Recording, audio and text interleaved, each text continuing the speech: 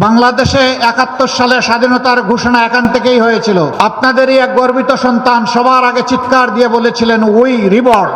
বাংলাদেশে আজকে নতুন করে মুক্তিযুদ্ধের ইতিহাস বলা শুরু হয়েছে। জাতীয় নির্বাচন সামনে রেখে বাংলাদেশের রাজনীতিতে আবারও ফিরে এসেছে স্বাধীনতার ঘোষক নিয়ে পুরনো বিতর্ক।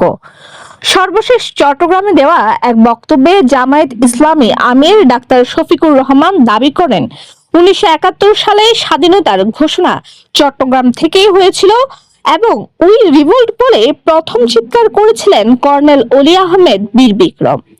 বাংলাদেশে ৭১ সালে স্বাধীনতার ঘোষণা এখান থেকেই হয়েছিল। আপনাদেরই এক গর্বিত সন্তান সবার আগে চিৎকার দিয়ে বলেছিলেন, উই রিবর্ন। তিনি হচ্ছেন এলডিপির সম্মানিত সভাপতি ডক্টর কর্নেল অলি আহমদ বীর বিক্রম।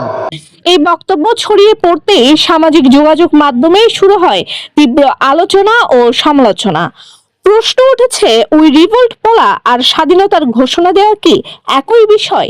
এই বিতর্কে গুরুত্বপূর্ণ হয়ে উঠেছে কর্নেল অলি আহমেদের নিজের বক্তব্য। সম্প্রতি এক টেলিভিশন টক শোতে তিনি বলেন, স্বাধীনতার ঘোষণা নিয়ে প্রচলিত অনেক কথাই সম্পূর্ণ মিথ্যে। জিয়াউর রহমান সাহেব সন্ধ্যার পরে বাংলাদেশের স্বাধীনতা ঘোষণা করলেন, আমি পাশে বসা ছিলাম। এখানে কোনো সাক্ষীর প্রয়োজন নেই।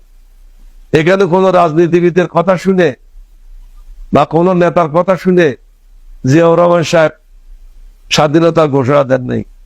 এটা আমি আমাদের পক্ষ থেকে আমাদের সিদ্ধান্ত অনুযায়ী এই স্বাধীনতার ঘোষণা দেওয়া হয়েছিল। তার দাবি অনুযায়ী কালুরঘাট বেতার কেন্দ্র থেকে মেজর জিয়াউর রহমান যে ঘোষণা পাঠ করেন, সেটি ইতিহাসে প্রথম ঘোষিত স্বাধীনতার ঘোষণা হিসেবে বিবেচিত। তিনি আরো জানান, ঘোষণাপত্রটি জিয়াউর রহমান নিজ হাতে লিখেছিলেন এবং সেখানে বঙ্গবন্ধু শেখ মুজিবুর রহমানের নাম অন্তর্ভুক্ত করার পরামর্শ তিনি দিয়েছিলেন। ডাক্তার শফিকুর রহমানের বক্তব্যের পর বিএনপির পক্ষ থেকে তীব্র প্রতিক্রিয়া আসে। বিএনপি স্থায়ী কমিটির সদস্য সালাউদ্দিন আহমেদ অভিযোগ করেন, জামায়াত ইসলামী মুক্তিযুদ্ধের ইতিহাস বিকৃত করছে। বাংলাদেশে আজকে নতুন করে মুক্তিযুদ্ধের ইতিহাস বলা শুরু হয়েছে।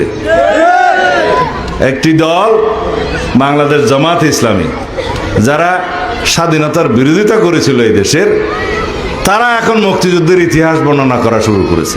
ডেস্ক রিপোর্ট, প্রবাসী নিউজ টিভি, চট্টগ্রাম। দেশ বিদেশের নিত্য নতুন খবরাখবর পেতে প্রবাসী নিউজ টিভির সাথেই থাকুন।